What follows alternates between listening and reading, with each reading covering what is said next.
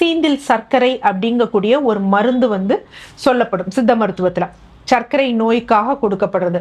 சர்க்கரை நோய்க்கு விட சர்க்கரை நோயில ஏற்படக்கூடிய காம்ப்ளிகேஷன்ஸ்க்கு வந்து சீந்தில் சர்க்கரை கொடுப்பாங்க. அதற்கு அனுபானமா இந்த சாறு கொடுப்பாங்க.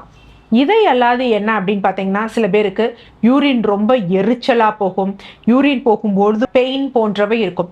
அவர்களுக்கும் என்ன அப்படின்னு பார்த்தீங்கன்னா, இந்த கோவை கிழங்கு சாறு கொடுக்கலாம். இதுவும் ஆராய்ச்சிகள்ல வந்து நிரூபிக்கப்பட்டிருக்குது. என்னன்னா யூரின் போறப்ப பெயின்ஃபுல், இரிட்டேஷன் போன்றவை இருக்கும்.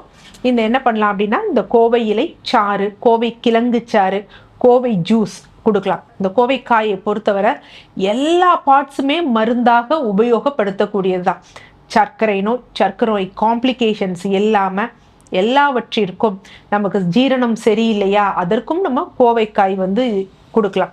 அதே மாதிரி நம்ம மருந்து எடுக்கும் பொழுது பத்தியத்திற்கு உகந்த ஒரு காய் அப்படின்னா கோவைக்காய்.